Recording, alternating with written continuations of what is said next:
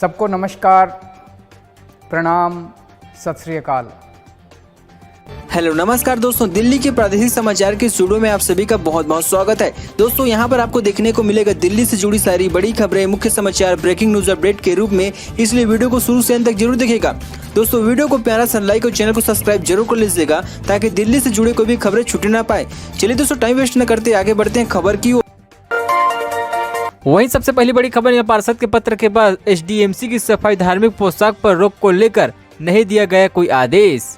दिल्ली में SDMC education department के अधिकारियों ने साफ कर दिया कि स्कूलों में धार्मिक पोशाक पर रोक लगाने का कोई आदेश जारी नहीं किया गया है। एसडीएमसी एजुकेशन पैनल के चेयरमैन ने इसे लेकर बयान जारी कर दिया था। इससे पहले अधिकारियों से यह सुनिश्चित करने के लिए कहा गया था कोई भी छात्र धार्मिक पोशाक में स्कूल नहीं आएगा। एसडीएमसी के एक अफसर ने पहचान छिपाने की शर्त पर बताया था कि ऐसा कोई आदेश जारी नहीं किया गया।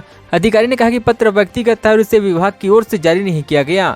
मीडिया रिपोर्ट के अनुसार अधिकारी ने बताया कि हमने ऐसा कोई आदेश जारी नहीं किया। इसमें छात्रों के स्कूलों में धार्मिक परिधानों के पहचान पर रोक।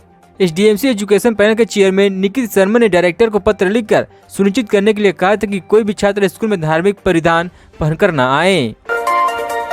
वहीं अगली खबर निगाह, धूप खिलने के साथ मौसम रहेगा साफ, बारिश से हवा की सेहत में भी हुआ सुधार, 102 दर्ज किया गया AQI।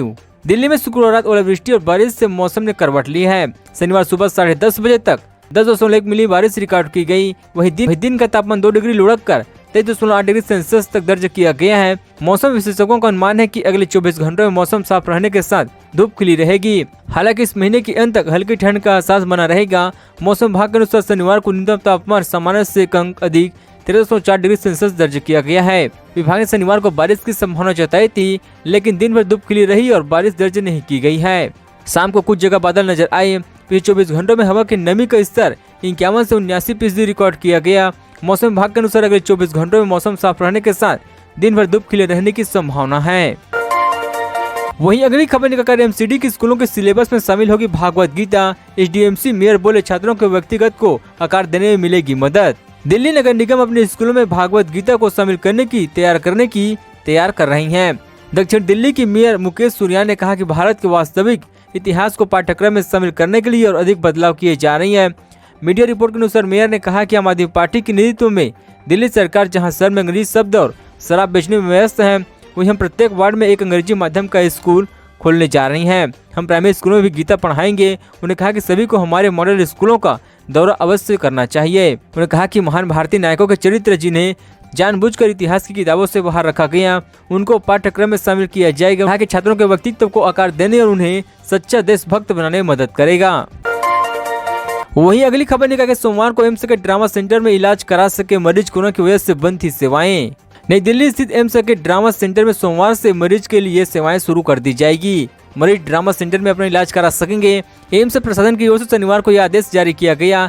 ड्रामा सेंटर में सेवाएं शुरू होने से मरीजों को trauma ward, neuro ward, orthopaedic ward, ICU, operation theatre, x-ray, CT scan और रेडियोलॉजी की सुविधा मिल सकेगी। इससे सड़क दुर्घटना, अन्य हादसे में घायल लोग एम्स ड्रामा में जाकर अपना इलाज करा सकेंगे। कोरोना की तीसरी लहर के दौरान एम्स की ड्रामा सेवाओं को बंद कर दिया गया था। ड्रामा सेंटर में कोविड मरीजों को इलाज किया जा रहा था। इस वजह से सड़क दुर्घटना से लेकर अन्य घटनाओं के शिकार मरीजों को परेशानी का सामना करना पड़ रहा था। नए आदेश में काफी मरीजों को राहत मिलने की उम्मीद है। एम्स प्रशासन की ओर से जारी आदेश के मुताबिक ड्रामा सेंटर को आम मरीजों के लिए चालू करने के लिए सभी तैयारियां पूरी करने के लिए कहा गया है। साथ ही इसके लिए ड्रामा सेंटर के कर्मचारी को रिहर्सल करने का भी आदेश दिया गया है। सोमवार को सेवाएं शुरू होने के बाद 2 मार्च को एम्स ड्रामा सेंटर की ऑपरेशन थिएटर में मरीजों का ऑपरेशन भी शुरू कर दिया जाएगा। वहीं अगली खबर निकालकर दिल्ली में 30 दिन के अंदर ही 54% किशोरों को लगवा दी है दूसरी डोज। देश की राजधानी दिल्ली में कोरोना के मामले लगातार कमी आ रही है। घटते केस के बीच किशोरों का टीकाकरण भी तेजी से चलने लगा है। दिल्ली में 15 से 18 साल तक के बच्चों को वैक्सीनेशन 3 जनवरी से शुरू हुआ था। जनवरी के आखिर में किशोरों को दूसरी डोज लगानी शुरू हो गई थी। 1 महीने पूरा होने से पहले 54% किशोर फुली वैक्सीनेशन हो गई है। वहीं 90% किशोरों को पहली डोज लगाई गई है। बच्चों को कोवैक्सीनेशन लगाई जा रही है, जिसकी दूसरी डोज 28 दिन के अंतराल पर लगाई जाती है। स्वास्थ्य विभाग का कहना है कि अगले महीने के अंत तक राजधानी के सभी पात्र किशोरों का संपूर्ण टीकाकरण कराने का टारगेट रखा गया है। दिल्ली के स्वास्थ्य विभाग के मुताबिक दिल्ली में इस आयु वर्ग के किशोरों की संख्या करीब 10.16 लाख है। इसमें से 5,44,861 लोग वैक्सीन की दोनों डोज लगाई गई है, यानी करीब 54% बच्चों का टीकाकरण हो चुका है। अब तक 9,13,362 किशोरों को वैक्सीन की पहली डोज लगाई गई। दिल्ली में किशोरों के 208 वैक्सीनेशन साइट है। बच्चों को कोवैक्सीन लगाई जा रही है, जिसकी दूसरी डोज 28 दिन के अंतराल पर लगाई जाती है।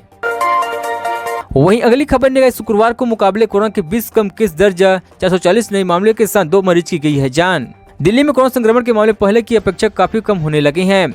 दिल्ली सरकार द्वारा जारी आंकड़ों के मुताबिक 26 फरवरी को कोरोना के 440 नए मामले दर्ज किए गए हैं, वहीं 2 मरीज की जान चली गई है।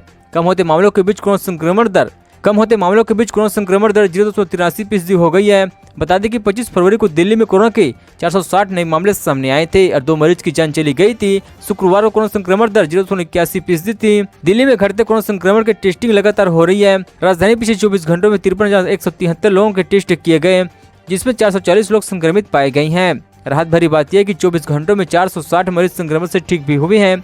नए संक्रमित मरीजों की तुलना में ठीक होने वाले मरीजों की संख्या ज्यादा है। दिल्ली में कोरोना के कुल एक्टिव मामले 2053 है, जिसमें से 1488 लोग होम आइसोलेशन में इलाज करा रहे हैं।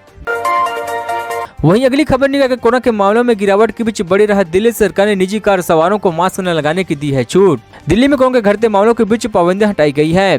बिना मास्क के पकड़े जाने पर जुर्माना पहले ही 2000 से घटाकर 500 रुपए कर दिया गया था।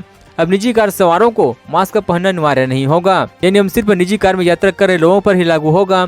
दिल्ली में निजी कार में यात्रा करने पर मास्क पहनने की अनिवार्यता को खत्म कर दिया गया है। दिल्ली सरकार का यह आदेश 28 फरवरी को लागू होगा। अभी तक सिर्फ सिंगल ड्राइवर को कार चलाते वक्त मास्क पहनने से छूट दी गई थी, लेकिन अब निजी कार में यात्रा कर रहे सभी लोगों को मास्क न लगाने की छूट दे दी गई है।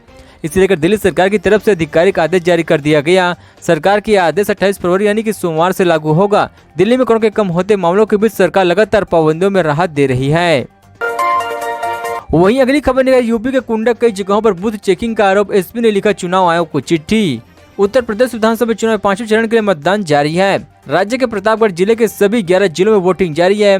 वहीं प्रतापगढ़ के कुंडा में चल रहे मतदान को लेकर समाजवादी पार्टी ने आरोप लगाया कि कुंडा में कई जगहों पर बीजेपी नेताओं और दबंगों ने बूथ चेकिंग किया है। इसके लिए पार्टी के चुनाव आयोग को लिखित शिकायत दी है और कार्रवाई की मांग की गई है। समाजवादी पार्टी ने अपनी शिकायत में लिखा कि विधानसभा कुंडा के जनहनाबाद, समरापुर, परनूर, नरसिंहपुर, पहाड़पुर, जमेती, बनऊ सहित कई अन्य गाँव में जनसत्ता दल प्रमुखों और दबंगों द्वारा बूथ कैचिंग की जा रही है। इन मतदाता केंद्रों में विरोध दल के कार्यकर्ता जबरन अपने पक्ष में वोट करवा रही हैं और उन्हें प्रशासन का कोई डर नहीं है। इसके लिए पार्टी ने पुलिस और चुनाव आयोग से मांग की है कि इस मामले में जल्द से जल्द कार्रवाई की जाए।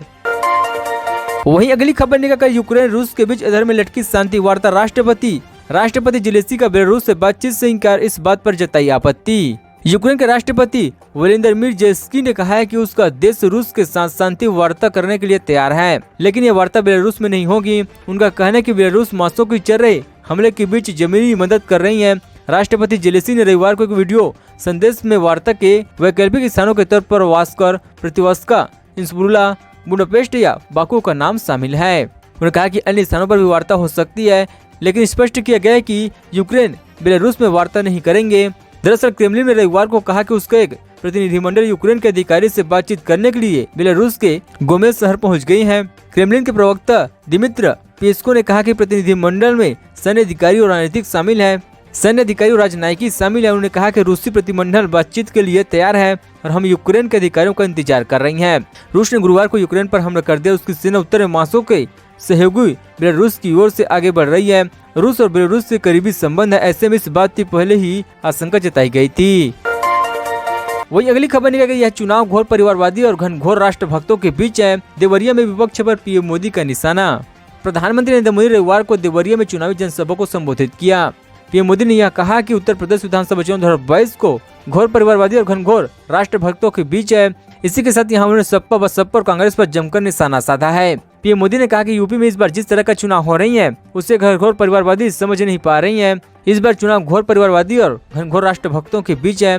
पीएम मोदी ने कहा कि चुनाव परिवारवादों के खिलाफ दलित, शोषित, पीड़ित, वंचित सबके सब एजुकेट हैं। इस चुनाव परिवारवादी के खिलाफ पिछड़ा वर्ग की एजुकेट हैं और सामान्य वर्ग के भी उन्हें पटखनी देने की ठान ली है। पीएम मोदी ने आगे कहा कि योगी सरकार का ही प्रयास है कि इस क्षेत्र में दिमागी बुखार काबू में आ जाए, ज्यादा से ज्यादा बच्चों का जीवन बचा रहे। कुछ समय पहले मुझे यूपी में 9 मेडिकल कॉलेज का एक साथ लोकार्पण करने का मौका मिला था। देवरिया का महर्षि देवराहा बाबा मेडिकल कॉलेज को भी इसमें शामिल किया गया है। दोस्तों खबर का सिलसिला बस यहीं तक। दोस्तों वीडियो जानकारी आपको अच्छा लगा वीडियो को प्यार से लाइक कीजिए। दोस्तों आप दिल्ली निवासी हमारे चैनल को सब्सक्राइब कीजिए ताकि दिल्ली से जुड़ी सारी बड़ी खबरें इस तरह से मिलते रहे। चलिए दोस्तों अगले वीडियो में मिलते हैं। जय हिंद जय भारत।